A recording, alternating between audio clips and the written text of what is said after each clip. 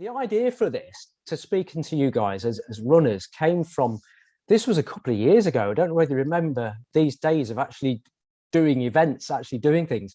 But some of you were there. I know you were, but it was the 100-lap challenge up in Loughborough. We did that a couple of years ago, raising money for Rainbows.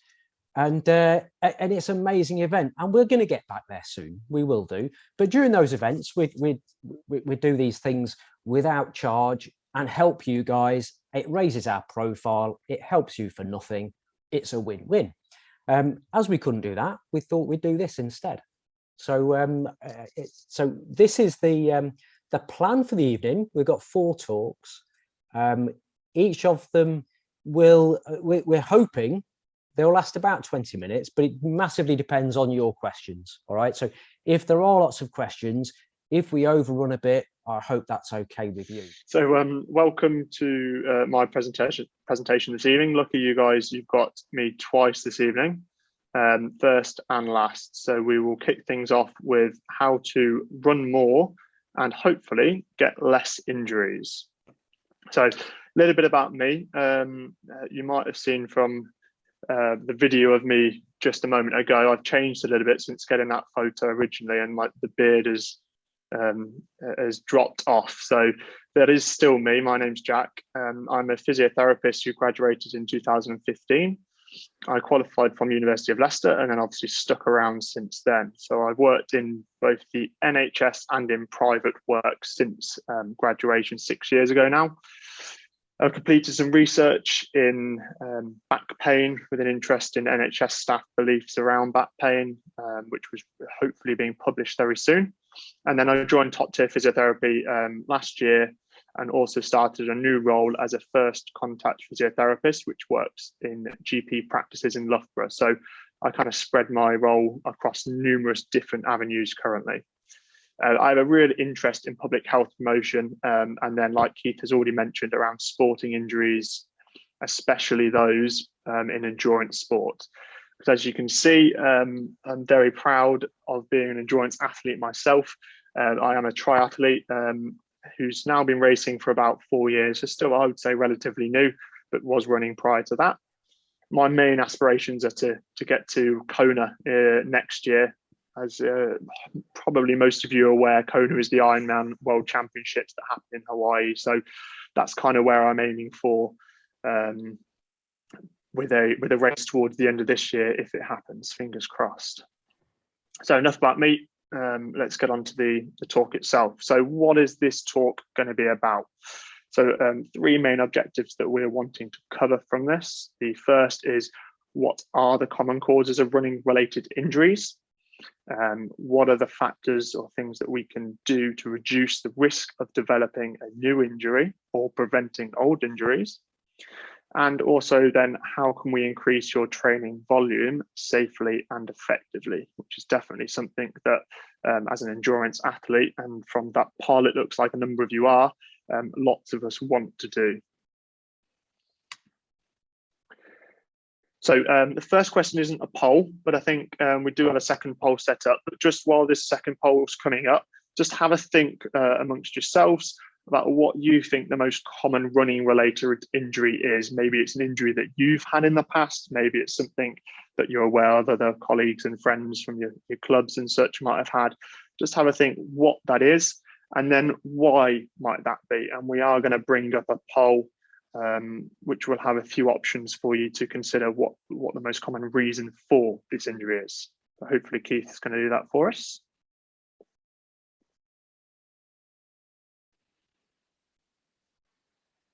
Cool. 31, nice and quick. Thank you, everyone. Oh, switched over. There we go. So most. Oh, Keith, it's disappeared. Is it? Did you get the results? There we go.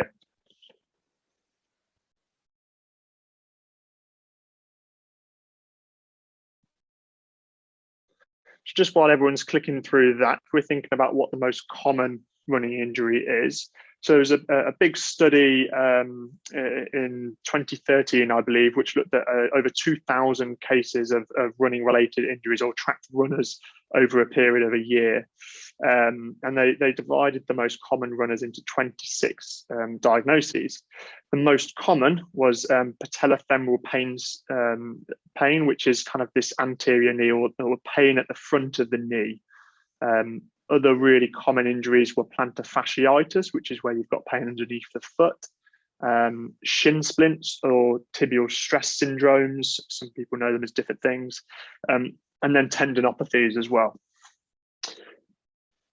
Leading on to that, it looks like the poll has now been shared. I'm happy to share the results with you all. So 50% of you, so half of you are thinking overtraining is the most common reason for developing a running-related injury.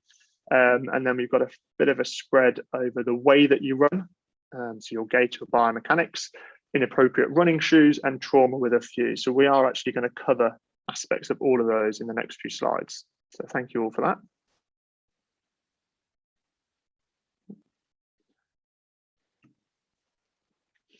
So as you can see here, there are a number of potential risk factors that may contribute to injuries. I'm very careful with the way I word these because these aren't things that necessarily mean that you will get injured, but they are things that possibly, for some people, may contribute to injuries. So these might be intrinsic, which is usually known as kind of within the body, or extrinsic. So these are factors outside of the body. So you may also notice some of these are uncontrollable factors. So age, unfortunately, we can't change that. Previous injuries, we can't change what's happened in the past. And gender, obviously, but most are very much within our control. So there is a lot of good news there that actually there are lots of things within this that we might want to consider when thinking about reducing injury risk.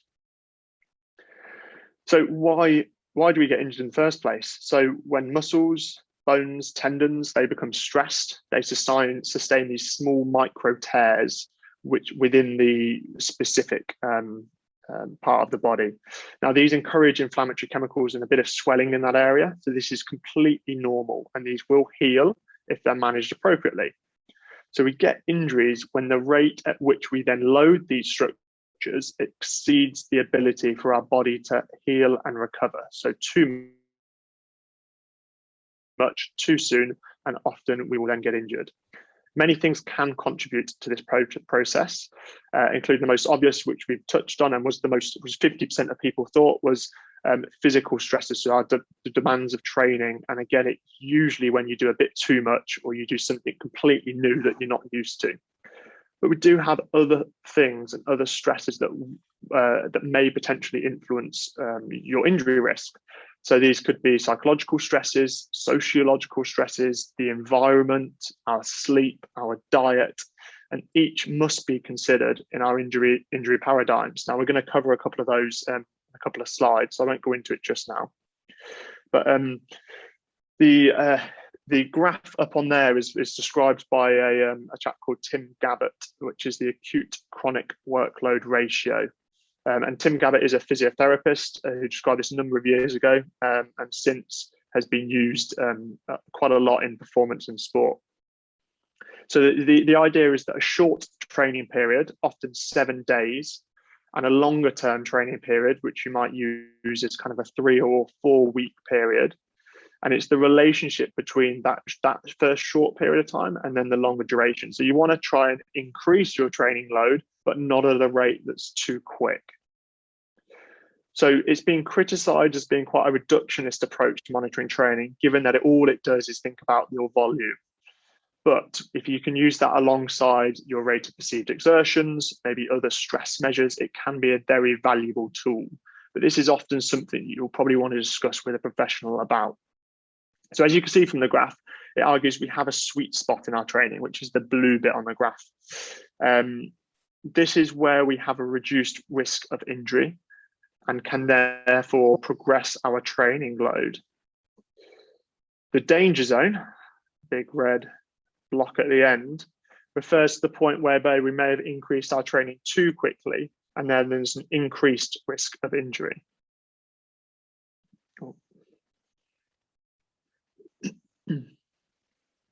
So what can you do to stop yourself getting injured? So the way that we're built, our genetics, the environment, and also the race distance can all be uncontrollable factors that make injury more likely. Just on race distance, as it's kind of common sense, the further we race, so if you race, unfortunately, half marathon, marathon, ultra marathon races, you do put yourself at a slightly higher risk of injury just because the demands of that sport are much more. But you can, again, try and control the factors to try and reduce or mitigate those risks. It's an incredibly difficult task to always do well. It's like a puzzle. You might have hundreds and hundreds of pieces. Each runner will have their own individual puzzle. So the person sat next to you or within your household probably has very different demands to yourself. So you might want to try and use certain methodologies such as periodization, which we had a whole presentation on later on this evening, so I won't touch that at all, or polarization, where there is a distinct distance between your hard and your easy sessions. So maybe you do 4 runs a week. 2 of those might be really hard, really intense, but it would be really important to then use those those other 2 sessions as really easy, or almost like recovery runs. Progressing yourself at a steady rate. This is the big one, and I'll cover that on the next slide. But the number one thing that seems unanimously advised by top coaches in running and the books that I've read is consistency. Athletes who have more training years and therefore consistent load over those years tend to have lower injury rates. So training years is really how long you've been doing your sport for over a period of years. Like myself, as a relative newbie really to triathlon at 4 years, I can't expect to have the resilience or robustness within my body as someone who's been racing for 30 years. And trust me, as Keith knows, I've really noticed that recently with a couple of niggles. So stick with it and you do develop resiliency. We can't also forget the other fundamentals. So sleep. Sleep is the number one recovery strategy. And this will aid with muscle repair. It will strengthen your immune system. It will also refresh your body so you're ready for that next training session. Nutrition is the next big one. Nutrition is our fuel. Okay, if we don't fuel appropriately and effectively, then we can't expect our body to cope with the demands of what we're trying to do. It helps to build and repair muscles. It helps to protect the body again from with our immune system, which at the moment, again, especially, is vitally important. And then the mind. Our mindfulness strategies, relaxation strategies, enjoying life. These are all things that, again, if we've got high stress levels, that's going to have a negative impact possibly on our nutrition, on our sleep, and therefore more likely our physical well-being as well. So it's not always just looking at your training loads and thinking, why do I keep getting injured or why am I getting ill? Okay, it's necessary to look at all other aspects of your health. So it is important just to note, you will unlikely stay injury-free forever. But if you do the basics well, 95% of what you can do are taken care of here. So then the final point of the presentation about how can I increase my training safely and effectively. So it can be a really scary prospect to do, especially if you don't have those training years behind you. So we can either increase our training by changing our intensity or our volume. Now, there's distinct differences between these. Intensity refers to how hard you're running, which might be your race pace runs. It might be a slow and easy run. It might be an interval training run at a 5K pace, for example. That is your intensity. Now, the volume is how much you're running, whether that be every day, how much you're running over a week, how much you're running over a month, how far you're running. This is both of these, both intensity and volume, are ways to monitor and increase our training. Now, the 10% rule has gained a lot of merit over the years, whereby it suggests you should try and increase your training or your volume by 10% each week. But what does the science say here? So I won't go into the depths of scientific research, but a massive study in 2018, which was a meta-analysis, which is seen as one of the highest forms of research by someone called Kamat Danstead, compared injury rates of athletes who have progressed from 0% to 30% week by week. And this was over a 12-week period. So again, we might argue that we want a longer period here, but found that those who progressed their training by 10 to 24% had no changes in the rate of injury. Only those that then had 24 and above % increases in the training each week had higher injuries, and 30% increases in training had significantly higher injuries. So that 10% possibly for some people might be able to be pushed a little bit harder. This is based on one study, and there are many potential confounders in humans, meaning we need to individualize your own training approach. If you aren't sure how to do this, it is best to speak to someone that you trust who has expertise around the subject. So that could be a friend, it could be a coach, it could be one of us, or it could be a colleague. It can be anyone, but they need to have the expertise and knowledge about how to change your training, and you need to obviously trust that they're able to do that. So injuries do happen, whether it be traumatic, atraumatic, it's a part of life. And utilizing these models can help to reduce the risk of injury, but not, and very unlikely, eliminate it completely. Therefore, speaking with a professional about your specific goals can be a great way to personalize your approach. So pretty much spot on with the timing. So plenty of time for questions. So thank you very much all for listening, and we'll pass you probably back to Keith on the unmute, but I'll be here too.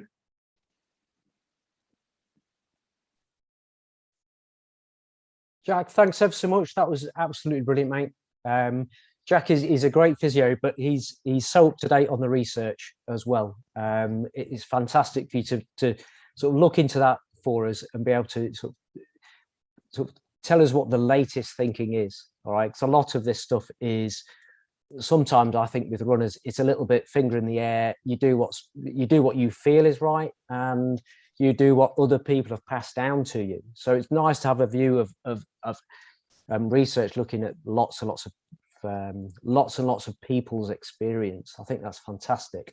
So if you do have any questions, then please pop them into the chat box. If you don't have any immediately for Jack, that's fine. You can just ask them later on, and we can refer back and get Jack to speak again. But one thing I would like you to, if you don't mind, Jack, if you could just expand everything you're saying. I completely agree with it. I think sometimes it's difficult for people to know for themselves, am I in that sweet spot? You described it as being that sweet spot of training, not too much, not too little. You're in the sweet spot. What sort of things, practical things, would they be looking for to know whether they are in that right level, that sweet spot you mentioned?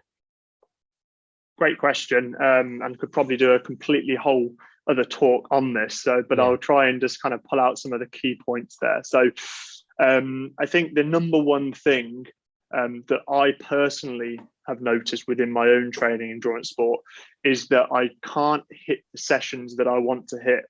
Okay, so for example, I might have a 1 hour 60-minute session which might incorporate a couple of interval 2K efforts in, and I'm struggling time every repeat. I just cannot hit the numbers that I'm looking for, run at the pace that I'm looking at, and that to me is one of the number one factors that I'm thinking, okay, I need to recover more here. My body's not ready for these sessions. Okay, now we all have one session sometimes where we're just not up for it, or we haven't we just aren't feeling right in that session.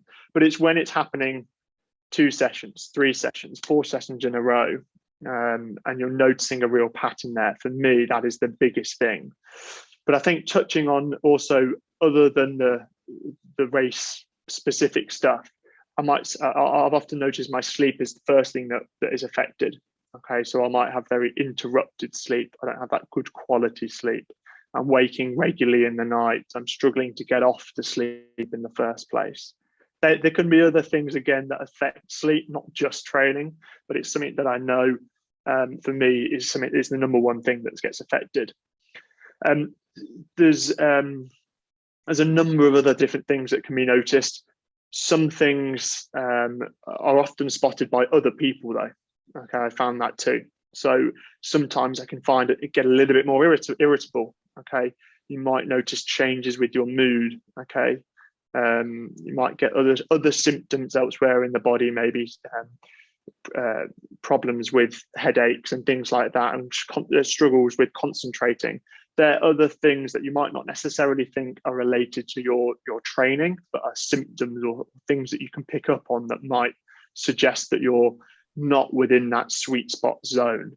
Yeah. So it's not always about, for me, hitting it perfectly every time and every day, but it's building a picture of yourself over a period of weeks and months, and then incorporating and using the other people around you to also help guide that a little bit more as well. Yeah. Okay, brilliant. And we've got one more question. This is from George. Thanks, George. This is going to pull out something interesting as well. What's a sensible way to another question popped in then as well. Technology threw me then. What's a sensible way to control adding intensity for someone who only does easy runs, building weekly mileage? So I think, George, you're asking about there's the weekly mileage, but you're wanting to increase the intensity. You were talking, Jack, about volume and intensity.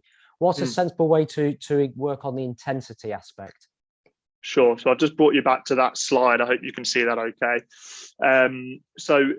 Yes, there is a distinct difference between volume and intensity.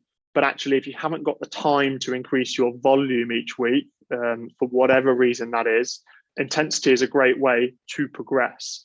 So if we're thinking about how hard you're running, if we're thinking about intensity, I would be progressing intensity in a very similar way to be progressing the volume.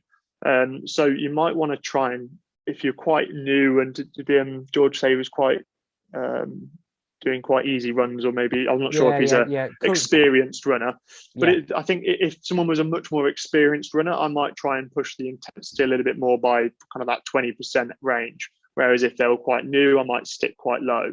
So by that, if you're just doing easy runs at the moment, you've got an easy pace, whether that be 5 minutes kilometers or miles. I work in kilometers, so I won't try and make up the miles.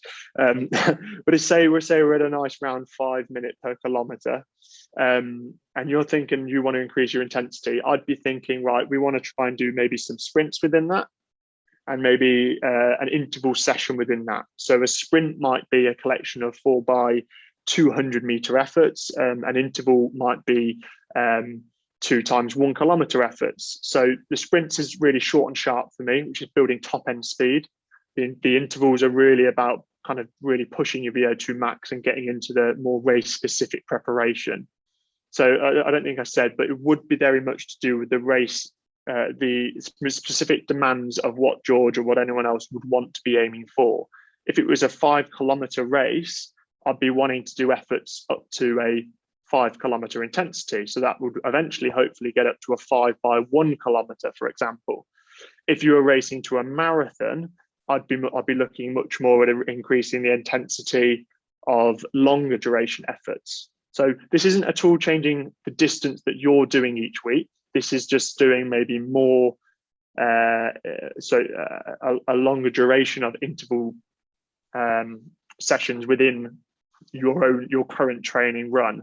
So if you're running for an hour, you're not doing any more than an hour. You're just doing a period that's longer within that hour, that's faster, that might incorporate hills, that might incorporate sprints, or a mixture of both. Okay, that's brilliant, Jack. Thank you very much. Christine, I'm aware you've asked a very interesting question there, and another question has just popped up as well.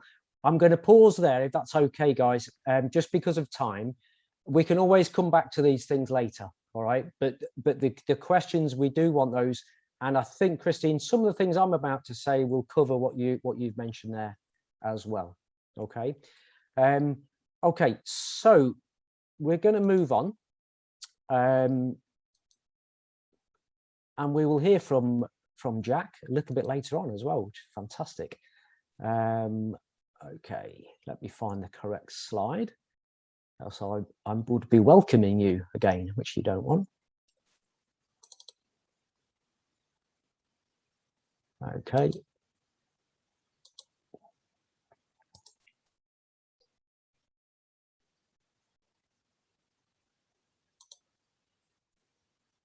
Okay. Perfect. So I'm going to talk a little bit about, and first of all, Jack, I can see your face. Sorry, can you give me a thumbs up? Can you see the slide? Okay, brilliant. So I'm going to talk about keeping you running, and the concept of this has come from my sort of experience within physiotherapy, within medicine, and within particularly in professional sport. And there's a huge emphasis about what people can do and keeping people going, working at the levels that they can do, and not pulling back too far. All right. So that was the whole reason for bringing this talk to you, really. So I'm going to just put up a talk, a poll here, just be interesting to know why you run. I think you can click more than one of these things.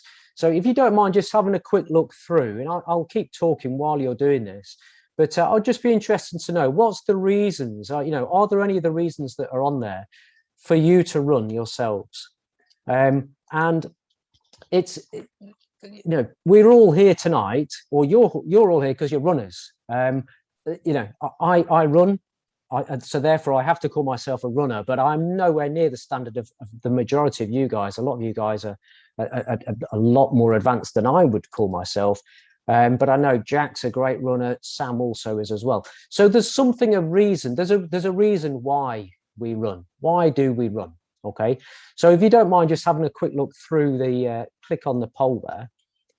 Don't need to give it too much thought, but the purpose, there's no right or wrong answers here. But what I want to bring out from this and getting you to think about this, there are definite benefits to running.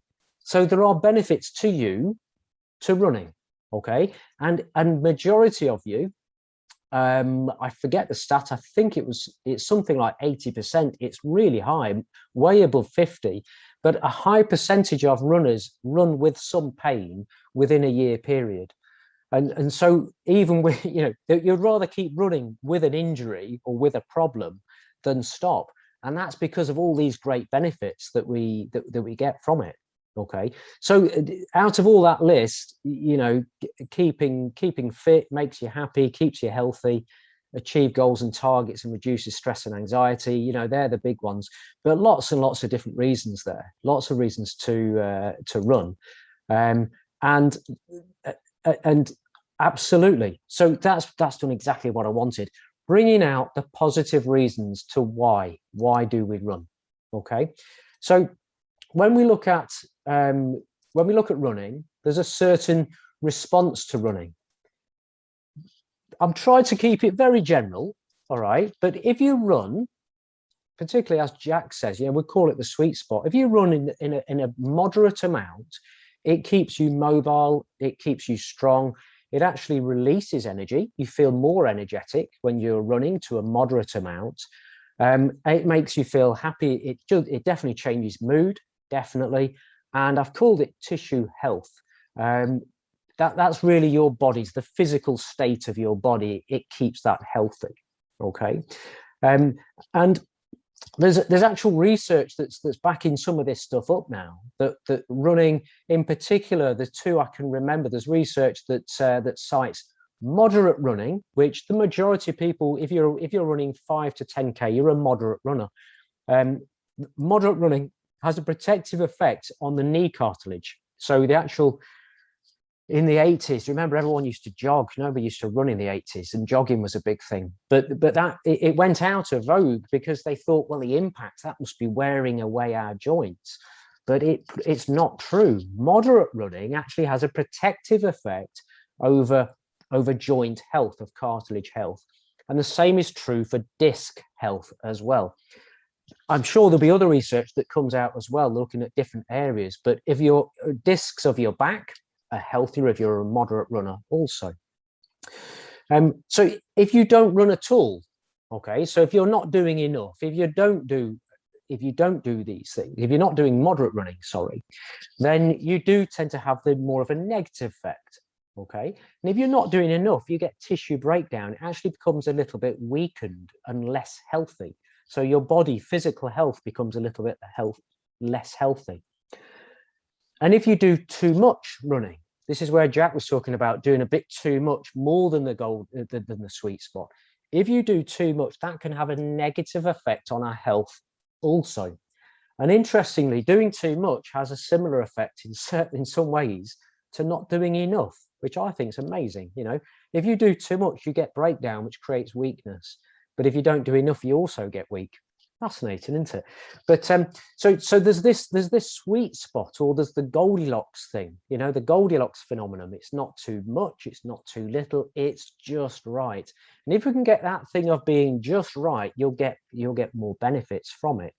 And I think, well, I know medicine, and this isn't, I believe we've got a medical consultant in the room, so I'm not saying anything against doctors or anything. It's not a general comment here, but within the profession, the health profession, I think sometimes we forget actually that running has benefits, and it's too simple to say stop running. If something hurts when I run, well, stop. It's a little bit too simplistic and possibly a little bit lazy, I may say also. But there are certain things that we should stop for, but very often it will be this sort of scenario. A lot of you guys, you don't go to GPs with pains when you run, because you generally know what the answer is going to be. You know, you ice, rest, anti-inflammatories for 6 weeks, and your reply to that will be something like what I've written there. I don't think anyone's actually going to say that out loud to a GP or to a physio or other healthcare professional, of course. But I don't. But really, that is actually what happens. So you're given the advice: rest for 6. My knee hurts when I run. Okay, rest for 6 weeks. Oh, you rest for a few weeks, the pain goes. Ah, brilliant. That's good. I'm going to start running again. And sure enough, the pain returns. And actually, your health has deteriorated during that rest period. So generally, why does pain occur? Pain occurs because we need to try to match the demand we place on our bodies with the capacity that our bodies have. Okay, so how much ability our bodies have, we need to expose it to that amount of ability.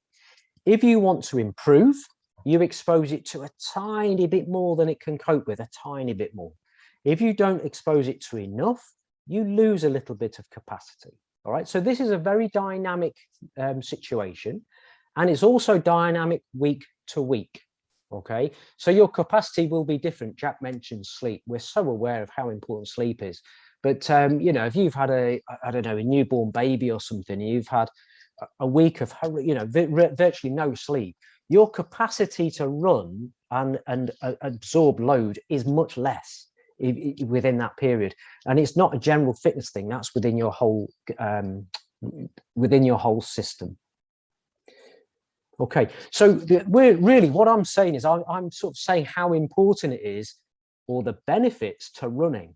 And what we need to do, though, if you have a pain, this step is so important, so important. In lockdown 1, I picked up on 3 stress fractures during the first lockdown because people were doing too much. Now, with those, if it's a stress fracture, the advice isn't, okay, well, we're going to keep you running because of it's no, you've got to stop. All right, you don't mess about with things like that. There are some other pathologies where the advice is stop. You must stop. It is not safe to continue. Okay, majority of things, it's safe to continue, but you need to be certain about that first step. All right, that is important. All right, if you're sure that it's safe to continue, as in nothing is going to snap or break or progress significantly, what you can start to do is think of, okay, well, what has actually contributed to this being a problem? What have I changed recently? Either has anything changed that might have reduced my capacity. For example, I gave the sleep example. So has anything happened that will reduce my capacity, or has anything happened that means I'm asking more of my body, that means it won't be able to cope? Okay, so you're looking at what's contributed, the factors that may have contributed to it, and then you need to be thinking of, okay, well, what can you then modify? So there's certain things you might be able to continue to run with modifications. All right. Now I've got the on the next slide, there's I should have made this slide look a bit more fancy because it's going to be up for a while. There's lots of words on here. Any one of these factors, any one of those words, we could do a separate talk on very, very easily. All right. But these are all of, I just had a quick think. I stopped when I got to this page full, because these are all modifiable factors. These are all the things that we would consider if you came to us as physios with a particular problem. These would be the things we're thinking of. Okay, well, what's contributed to the problem? What can we modify to help with the problem? Okay, so what we're looking to do is we're trying to reduce the load on the particular area of the body that's causing a problem. So let's say you're getting pain at the front of the knee. So we're looking to reduce the amount of load and demand on that bit of your body. Okay, so reducing the amount of load on that bit of your body might be suggesting things like increasing your cadence. So if you take more steps per minute, that actually will reduce the load. We might give you an orthotic because we've noticed that you're pronating, and temporarily by changing that will alter the force distribution going through the knee, and so that will reduce the load. Okay, so there's various things that we can do to reduce the load on that part of the body, and we may also want to actually increase the capacity of that area as well. So that's usually a slightly longer term issue, but you may have, for the knee pain, you may have weakness in the calf muscle, so therefore you drop down into more knee flexion when you're running, which so by strengthening that will actually reduce the load on the knee, but we can also strengthen the quads unit and the glutes as well. So we're actually trying to strengthen the body to have more capacity as well. So I hope that makes sense. I was aware I said a lot of words just then, but what I'm trying to say, put really simply, is that if you are doing too much, a bit of your body usually shouts at you that it can't cope. So you can ask your whole body to do a bit less, as in stop running or reduce your running completely, or we can be a bit more detailed about it and look at how to actually reduce the load on that bit of the body while the rest of the body continue to experience a running load. Okay, so hope that makes some sense to you. We can look at it in a very reductionist way, but I think if you're trying to analyze yourself, and this is what I'm encouraging really, is to analyze things yourself.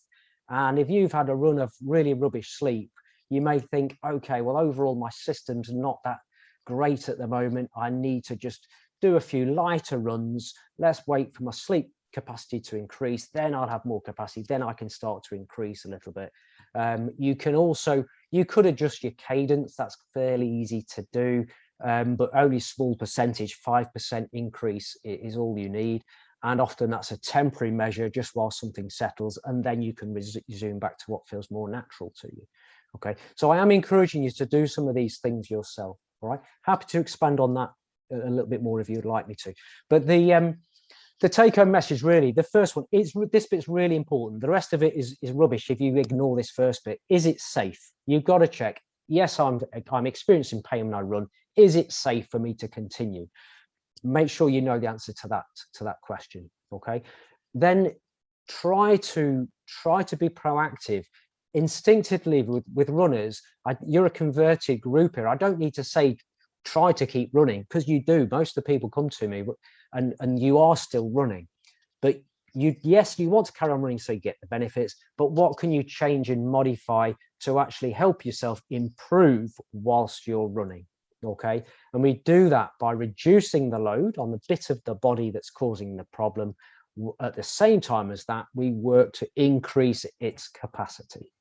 Okay.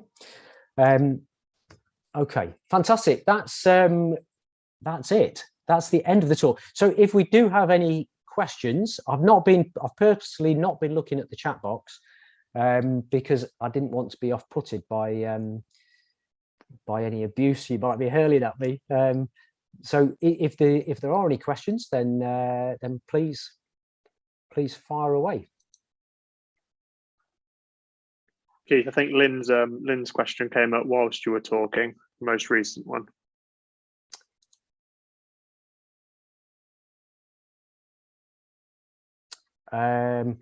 Great question, Lynn. In terms of my, so Lynn's asking, do you still get the benefit for knees and back if you run on road?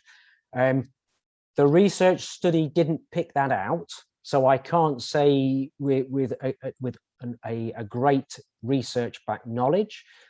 My opinion is that you will still get benefit those areas if you are used to that sort of running. So it's so important that if you're used to trail running, then the weather's awful, so you have 6 weeks of running on the road. That's probably going to cause problems. That will overload. But if you do all of your running on a road and it's sensible running, like Jack was saying, that you are increasing very slowly, your body gets used to things, then I believe you do get benefits from it. Yes. I think that Keith, just looking at Christine's question before, I think that answers that as well, doesn't it? Lucky her that she used to be able to run on beaches as well, I have to say. Yes. Yeah. No, it's great to get that opportunity. There's a thing come up here. Any advice for stitch? Stitch is something of its own. There's so many different causes of stitch. Great question, Tommy. I'm not going to go into it within this talk if that's okay, because it's going to take me off down a massive tangent if that's okay. But really valid question, but doesn't quite fit in with the scope of what we're going to talk about tonight. I hope that's okay. But if you wanted to message me a little bit later or send me an email, more than happy to speak to you about that, mate. No problem at all. Okay. Okay, brilliant. So if there aren't any more questions, then we'll move on. So what we will do is, it's now Jack's turn. Jack, are you there? Sorry, I am, but Sam. I thought it was Sam's turn, wasn't it? It is. I saw worry in your face then. No, don't worry about it, mate. Just leave me out. It's fine. Yeah. Do apologise. Sorry about that. Not personal. Just confusing matters. So, Sam, listen, it's over to you, my friend. I'll let you share your screen, and you can tell us what the best exercise is for runners. Best exercise. So hopefully that's giving you everything that you need, and you can just see, as always, the presentation. Fantastic. Yeah, that's all right. So first of all, it's great to see so many people. That's fantastic that so many people are here. And the first thing you'll learn about me is I love an animation on PowerPoint. So expect things to pop in and out on this PowerPoint quite a lot. As already mentioned, so here we go, I've already started. My name's Sam Kibble. I'm a sports massage therapist with Top Tier, and I have been for the last year and a half or so.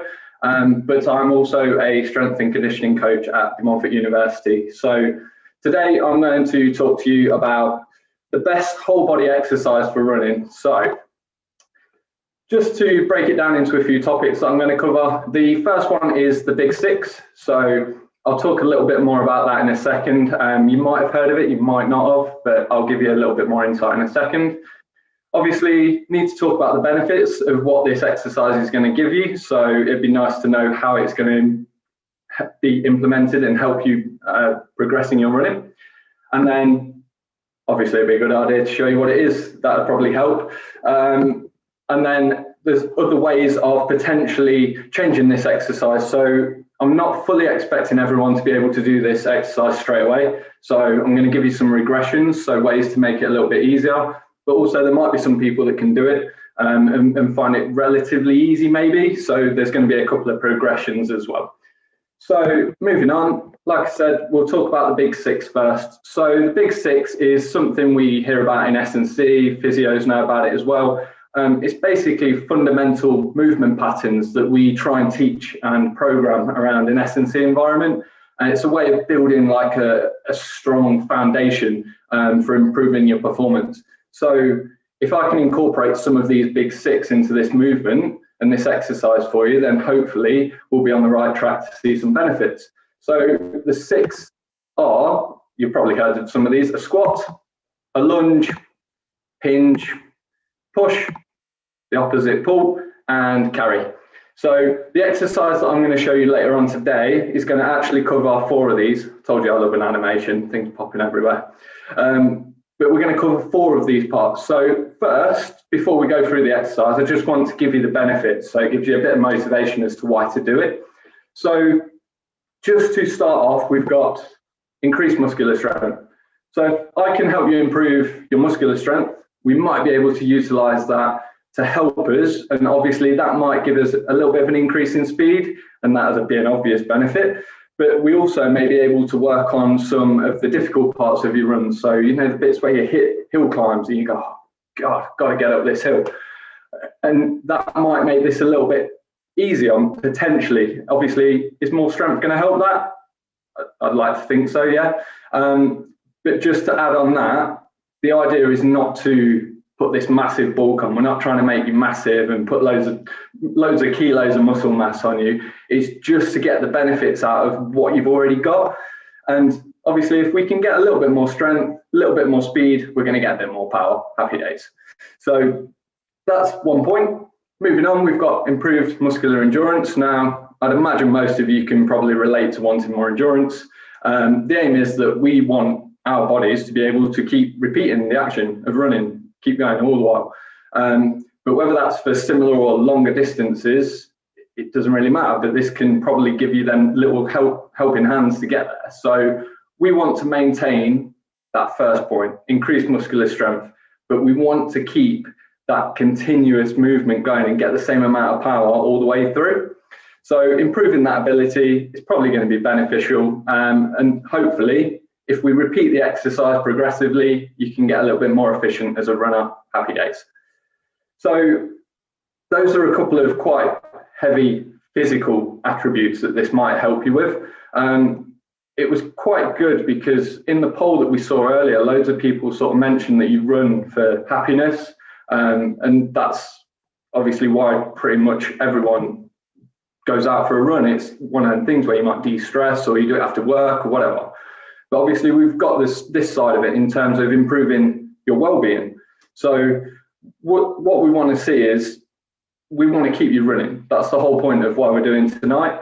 So whether you run for comps or you do it for fun, you do it to de-stress, whatever, the exercise complex that I'm going to show you, it might help you prevent some of those potential injuries that like Keith and Jack have been mentioning earlier. And if we can do that and you can enjoy your running, there's obviously going to be a win-win situation. So if we can keep doing what you enjoy, try and prevent the injuries rather than having to cure them when it's a bit too late, then that's a win-win. So hopefully that's a really good reason to do this exercise.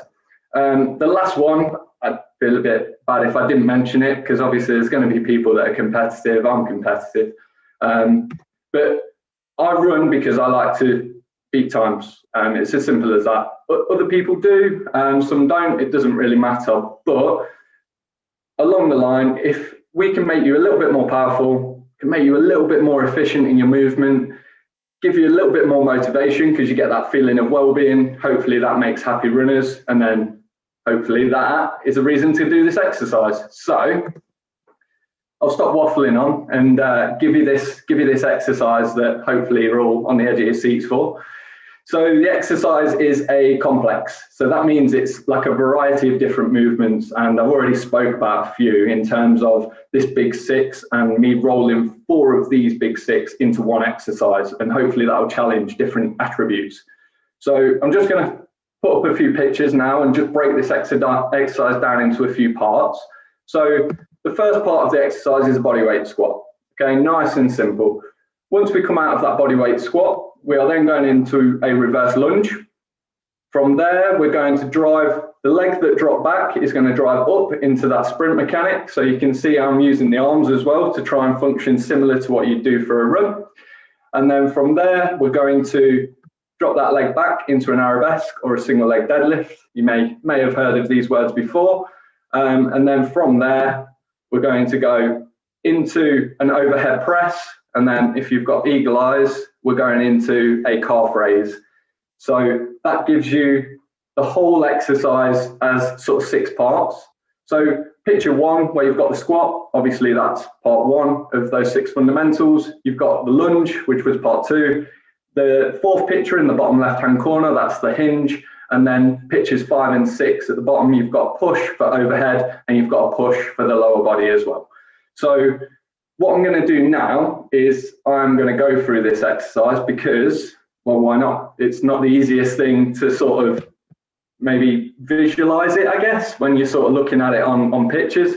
So I'm going to try and come out of this and I'm going to show you my video. So hopefully everyone can see me. Look at you. Okay.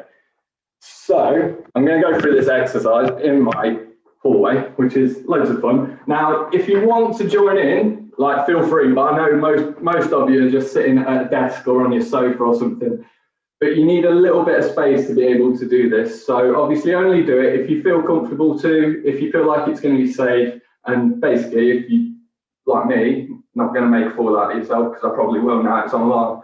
So the exercise, as we said, is a bodyweight squat into a reverse lunge. So we're going to bodyweight squat down, stand back up, we're going to drop into a reverse lunge, then we're going to come through this hip drive. So we're going to drive up into a hip drive, we're going to hinge forward, so we're going to bring the chest over, kick the leg back, we're going to hinge, we're going to stand up nice and tall again, we're going to push over our head, and then we're going to go into a calf raise up over the top, and then we come back down. That actually went a lot better than I was expecting. So just once more, just before I sort of leave you with that, is squat, up, reverse lunge, hip drive, into an arabesque, so hinge, back up, press, and calf raise. So there's a lot in there. Thank you. I can see, I'm getting applause, brilliant. I think I'm actually do that because I genuinely thought I was going to stack it. Right, I'll go back to my my PowerPoint for you. Get my face off here. So hopefully that though is just a way of giving you a little bit more insight into that exercise and what it's all about. So I know it's not the easiest thing to see once you're sort of just looking at photos of it, but hopefully, like I say, that gives you a little bit more insight. So I'm just going to have to quickly scan through this again. I know you all enjoyed it that much, you want to see it again. So now we've been through the exercise, obviously you've seen it, so it's not the simplest thing to do in the world, but the beauty of it is there's some hidden benefits in terms of we can break this complex down into individual or part complex movements. So until you feel confident to do it as the whole thing, you can actually do little bits just to try and get better at it, and then maybe start stringing it all together a little bit. So I'm going to show you how to do that now. So next part is progressions and regressions. So basically what we're looking at is some really simple ways to adjust exercises and increase or decrease the difficulties. So luckily Jack went into a couple of bits earlier, so we'd be looking at things where you've got the progressions and regressions. You can see that the 2 boxes below them are really simple, or really similar, sorry. So you've got volume, intensity, tempo and rest time on each side. And then below progression, you've got obviously the way to make it more difficult is to add more to it, to make it more complex. And the regression is taking things away just to make it a little bit easier. So obviously volume, we're talking about how many times you do it. Intensity, we're talking how difficult it was. Usually that refers to weight. Tempo, we've got the speed of the movement. So obviously, if you do it at your normal pace, it's going to be relatively easy or easier. But if we slow it down, that's when it's going to get a bit tougher.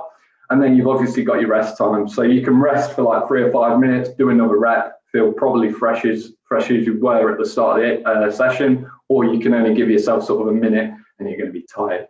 So I'm just going to go into regressions first. So if I go back to the 6 pictures that we had at the start, basically you can single out all of these exercises if you wanted to. But what I'm going to do is put it into a couple of little complexes. So obviously we've got bodyweight squats. We can do plenty with those in terms of, like, you could add a little bit more weight to them. You can try and reduce the time that it takes you to do the squat, like we said about the tempos. The second would be to maybe look at, can you do that reverse lunge with that hip drive? Same again, you could potentially add and take away things to make it more difficult or easier for you. Then I'd definitely put the arabesques or the single leg deadlifts on their own, because they're a difficult exercise to do, but they will definitely help you improve on your balance and your stability.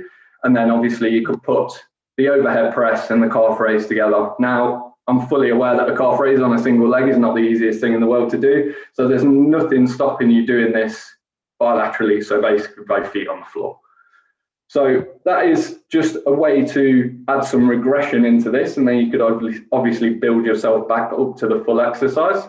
But then obviously we want to know, hopefully, some progressions as well. So we've already said sort of increase the time under tension. So that's the tempo. So if we were to do a bodyweight squat and I said to you, okay, do a bodyweight squat, you go down and up, happy days. All right, great. If I say to you, do a bodyweight squat, and I say 5 seconds, you've got to come down, hold it for 2 seconds or 1 second, and then you've got to come back up at 2, you're probably going to hate me at some point after you've done 2 or 3 of them. So that's a way to make it a lot more intense for yourself, and it's probably the first thing I'd go to as my first progression. Then you've obviously got the way to increase the reps and the sets, so how many times you do it and how many times you repeat that amount of reps. And then I'd probably go into looking at reducing your rest times. And then finally, you could potentially add weight. At the minute, it's probably not the easiest thing to do in the world, because obviously not everyone's got a full gym set up at home, but things like water bottles that you see people going straight to, it's usually a good idea. But personally, I think putting a backpack on, that's another way to add some weight. Chuck a couple of bucks in it and you've got a little bit of weight on there, weighted vest for free. But that's little ways of progressing. The last little bit I've got for you is just, this is a program that I put together that we can send out to you at a later date, and we'll forward this on to you. But I'm not sure how much you'll be able to break this down. But on the left-hand side, I've just put some ideas for sets and reps and rest times for the 4 breakdowns that I showed you earlier. And then on the right-hand side, that's a mixture of breaking up the 6 movements and just gradually progressing so that you build up to all 6.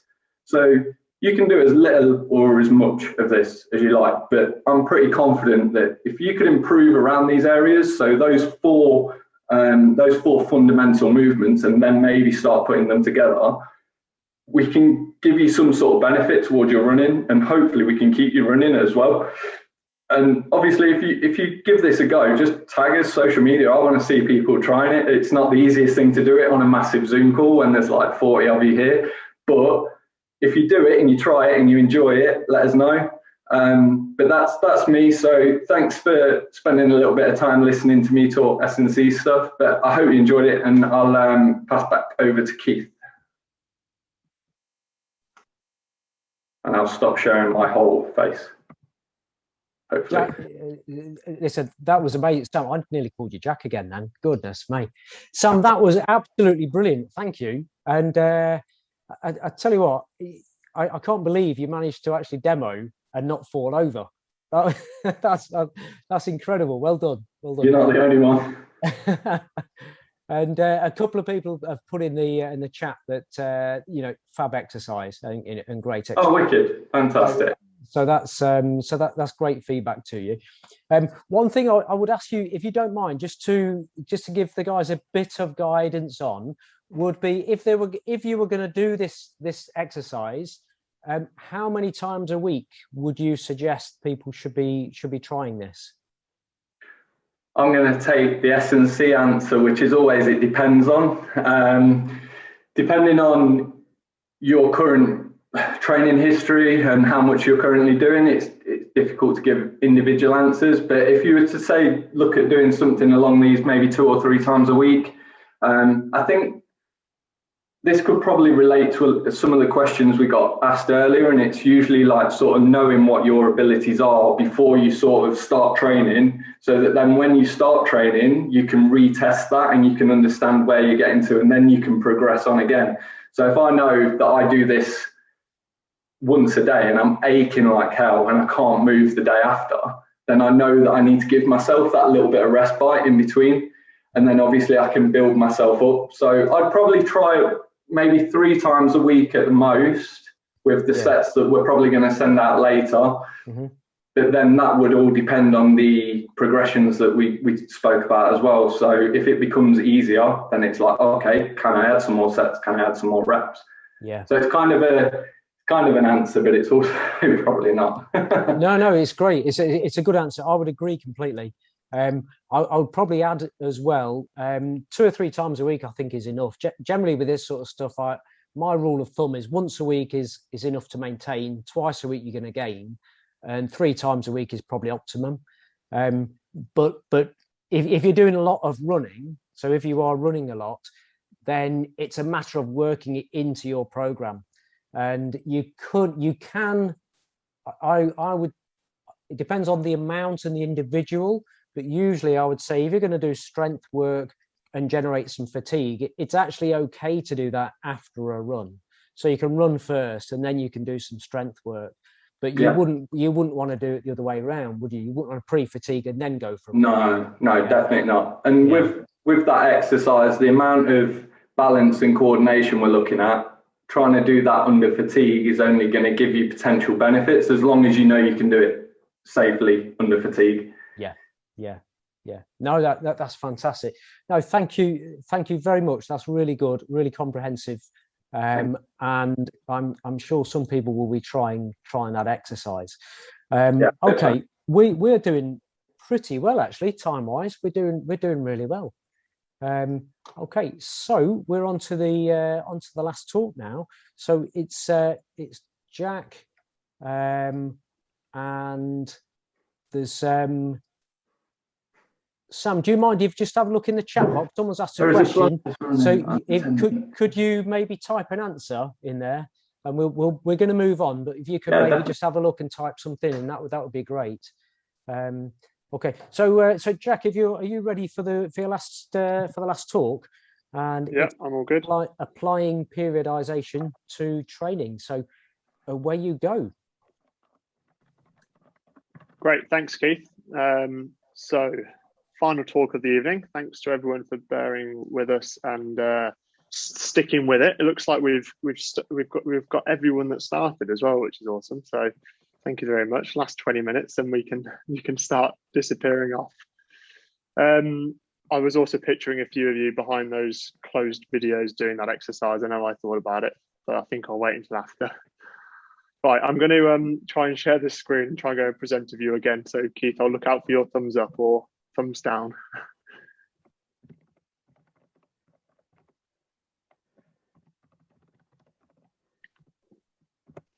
All right, can you see the whole lot or not? Ooh. Yeah, we can see the notes at the moment, Jack. All right.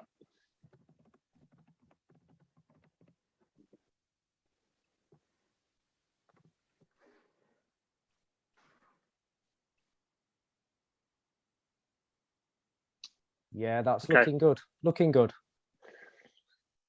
I thought I was good at technology. Okay, right, let's get going. So final talk of the evening, we're going to be talking about periodization and how to apply this to running programs. Hopefully a few of you are aware of what periodization is, but if you aren't, then that's why you're here. So we're going to talk about what it is and why it might be beneficial in your training, in your running.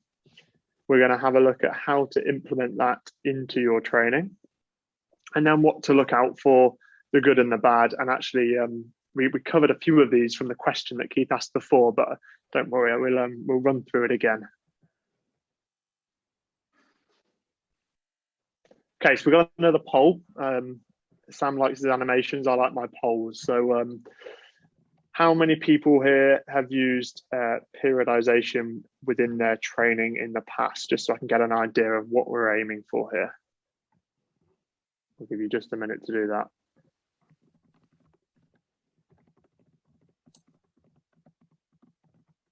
Sorry, mate, did you need me to put the poll up? Oh, I do apologise. No problem. Yes, please, Keith. There we go. It should be showing now for everyone. Excellent, yeah.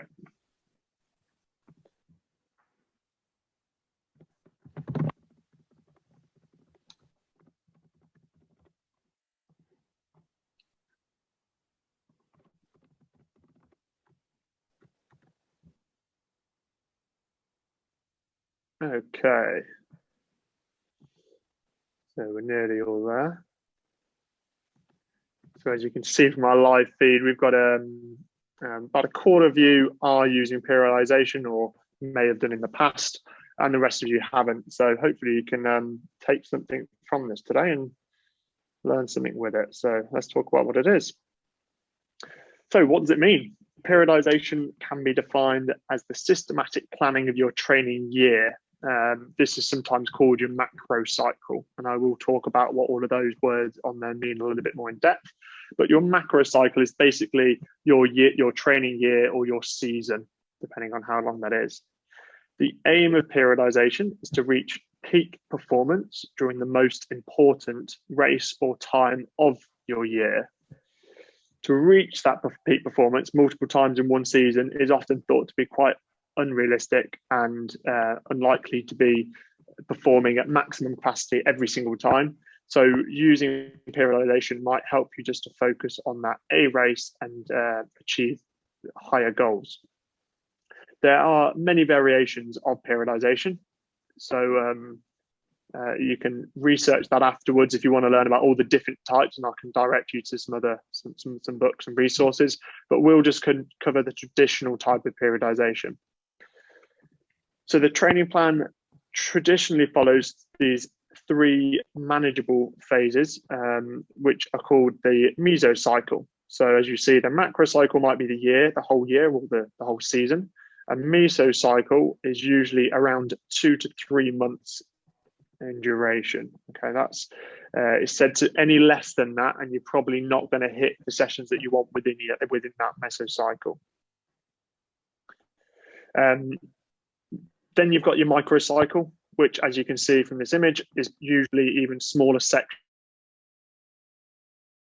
within your mesocycle, and that's usually a week, 10 days, 14 days or so.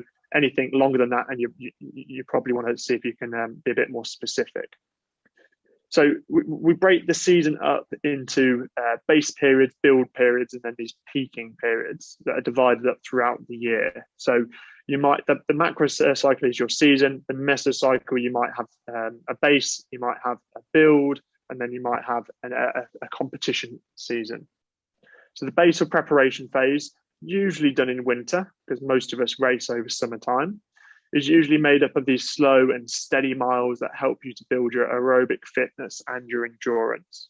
So that's pretty easy. That's pretty straightforward. It's those slow miles, it's those easy ones that you can just build week on week. Next comes that build phase, which is usually in the middle of the cycles of the macro cycle. And the build phase is also pretty self-explanatory in that you're starting to then add intensity to your base. So you've done lots of that volume increase. So thinking about what we talked about earlier, you increase the volumes, the distance and time that you're running. And now you're increasing or introducing some intensity into those sessions. And usually as that build phase goes on, you'll introduce more and more and more intensity to the sessions. The aim of this is to build the to build the muscle fiber types to more specific to the demands of your event. Again, whether that be a 5 kilometer, 10 kilometer or marathon event. So the peak phase is designed to then get you race ready. Often you'll try and replicate race conditions.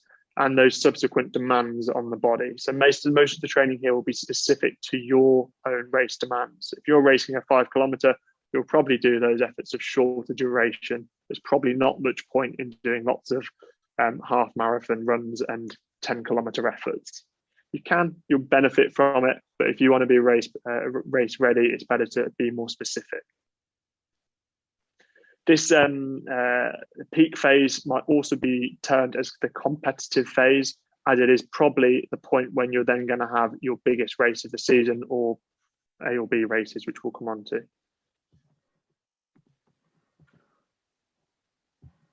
So how can this method be helpful? And I love this graph on here. It really explains things quite nicely, probably better than I just have. So have a look at that. But by breaking this down into a season, by breaking a season down into smaller chunks, it can often be easier, and I know this, to remain motivated throughout the season rather than just doing the same training sessions throughout the whole year. As we mentioned, consistency is key in training, and motivation will drive your ability to be consistent. It's also important just to note that you can be as flexible as you need to within each individual microcycle. So if you've got a microcycle of 7 days, okay, you know that you need to hit 2 sessions within that period, maybe a sprint session and an interval session. But often I won't say I'm doing this on a Tuesday and a Thursday. I'll say I need to get it done in this 7-day period. Being flexible is really important. So with traditional periodization, you're likely to see gradual improvements with your aerobic and your physical conditioning, okay? And again, this is a good way to try and minimize your injury risk. So you build this base at the start of the season, okay?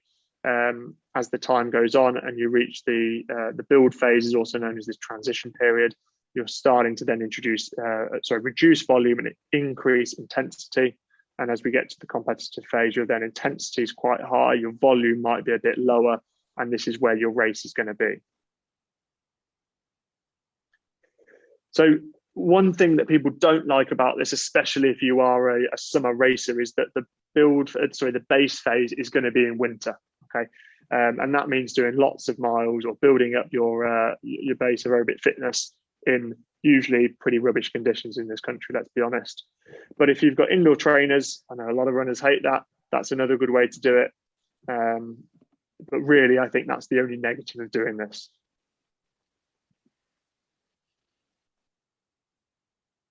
Okay, so how are we implementing periodization into your training? So periodization should be quite a simple process once you're aware of how to do it. And once you've done it once, and once you've done a season, you'll be able to do it again the next season, make it better, more specific to you, and improve. The important thing is it should be personal, okay? Each one of us in this call tonight has very different stresses, has very different lives to the next person, okay? And it's important to respect that your program is not going to be the same as the next person's. So a good place to start is choose a race. So your number one goal, it might not be a race, it can just be a goal for that season. So that might be, for example, I'm going to run a marathon in September. Okay, that's my key race. Okay, it's best to start there and then work backwards from that. I'd usually suggest for planning this to give yourselves a full 6 months between these, especially these much longer endurance events like marathons. If it's a shorter 5K, you probably get away with a shorter period. But let's be honest, like we've discussed already, the more consistent, the more training time you got under your belt, the better you're probably going to perform. I think it's also important to have some B goals. So you've got your A race in September. Okay, it can be useful to have some B goals throughout the year. Now, these don't again have to be races, especially at the minute. We're all very restricted in racing, and who knows? Hopefully, it won't be for too much longer. But who knows when that will change. So you might just say, I want to do a time trial effort in May and in July. Okay, that could be a distance related goal or a time related goal. So you might say, I want to do a 1 mile effort in May, and I want to hit under 6 minutes for that effort. Or you might say, I'm entering a 10 kilometer in June. It's important. It will help towards my final goal, but it's not something that I'm going to prioritize and put all of my effort into. I'm going to use that as a guide to then steer me in the right direction for my next race.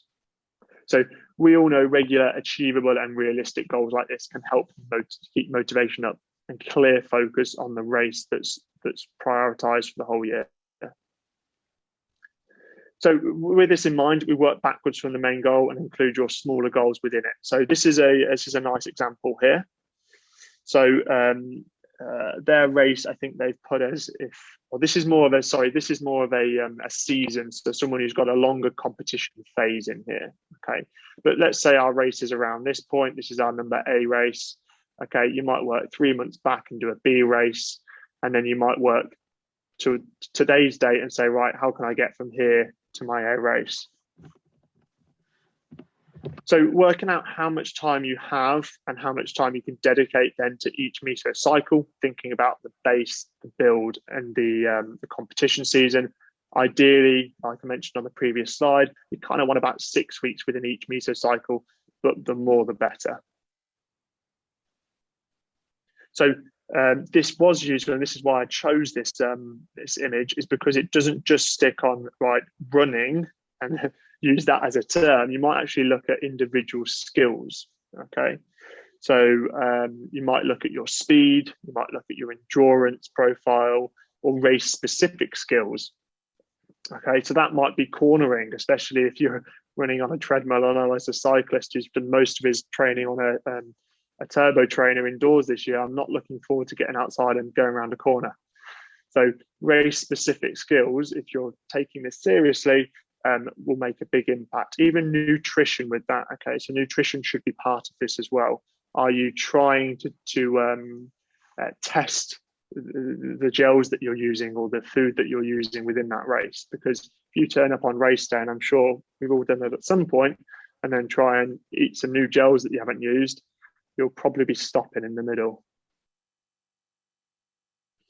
So just like I said earlier on, discussing your plan with your team is vital. I definitely would be including your partner, your friends, your children, anyone who's going to be impacted by our selfish decisions as runners and athletes. Okay, it will help streamline the process. Involving other people in these decisions will make it easier. Okay, but also discuss this with your coach, your physio, trainer, someone that again you trust with expertise. On this, trust the process. As we all know, improving performance takes time, and consistency, once again, is key.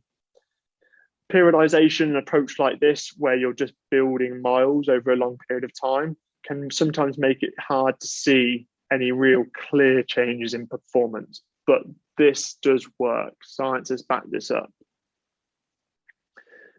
Again, covering around recovery, utilizing your recovery is key with things like this. So I usually try and include recovery within my mesocycles and within my microcycles as well. So if you've got a 10-day training plan in your microcycle, have 2, 3, whatever, however much time you need as recovery days. Okay, that doesn't mean that you need to sit on your sofa all day, unfortunately, but it might just mean that you're doing an active walk. Okay, it might be that you need to prioritize getting to sleep 30 minutes earlier that week because you know you've got some hard sessions coming up. Stick to these rest days. Now, I'm definitely guilty of not doing this. So if you factored in rest days or recovery days into your cycles, stick to them. I think the final thing on this page is just to say, and this is another reason I put this, is at the end, once your competition or racing is over, have some time where you chill out, where you take time away from your sport. You might not stop running completely, but just really back off.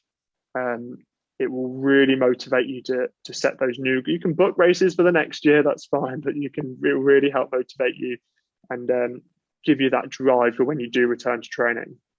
Enjoy that time with your family and friends. They're the ones that have stuck with you for these tough times when you've been spending hours out on the trails or out on the road. So final slide then, and again, we did cover a little bit over here before, and this was about Keith's question about what to look out for. So strong motivation throughout the year is obviously a good thing. The opposite of that might be feelings of low mood, low will to complete your sessions, general fatigue within those sessions. They can all be signs that a program isn't working for you, and it might mean that it needs tweaking. Like I said earlier, everyone goes through times of reduced drive, but if this becomes regular session to session, that's the time to reflect. Once you've done a season, as I said, you'll probably then have more experience. You will have more experience. Change it the next season. What worked well? What didn't work well for you? Do you need more rest days? Has something changed within your own life? Have you got more time? That's the dream. Have you got more time to put running as a focus on? If you look at your program once you've come up with it, and I would suggest that you have a go at this yourself first, but if you look at it and you think, I don't know what I'm doing, I don't know what's going on, or a coach has done it for you and you're just not sure where you're at, speak to someone who knows what they're on about. Okay, speak to one of us, speak to a coach, speak to someone else with expertise. Get them to review it, collaboratively make changes. It has to be understandable if you're to stick with it. I think I've put pain up here because I am a physio. So most people that I see come to me because they have pain. The important caveat here is that pain unexplained? And that's the big thing for me. Sometimes people can make sense of their symptoms. They back off for a week. They do a bit of strength work and they're back on with it. Okay, great, perfect. But that might be few and far between.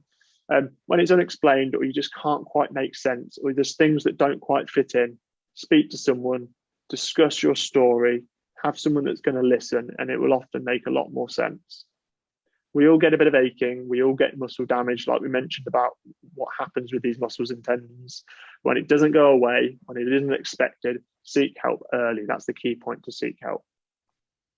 Okay, maybe changing the program, might be strength development with Sam, might be seeing one of us in physio. It might be considering the biomechanical abnormalities that you may or may not have. So we need to consider all factors. As you see, I like this photo, so it's come up again. It's a very popular training model, periodization. It's had proven benefits in elite racing, it's backed by science, but it doesn't mean it will work for everyone. Some runners prefer to have intensity throughout the season and better with this. I think I was used to be one of those, but I think I've changed a bit now. It's about playing around and finding what suits you. Some might like to do reverse periodization. I said there was different types. Reverse periodization refers to when you start with that high intensity and then reduce the slow endurance sessions, which might not make sense, but again, works for some people. Different factors, person to person, will vary and therefore decide, kind of make you more prone to having this work or not work. So here at Top Tier, we are experienced in working with clients to do this sort of thing. So we're more than happy to try and help. And that is the end of my voice this evening. Thank you very much for staying around and listening. We'll go on to any questions that you might have from this talk. And I think there was still a couple earlier from a previous talk. So I'll stop sharing.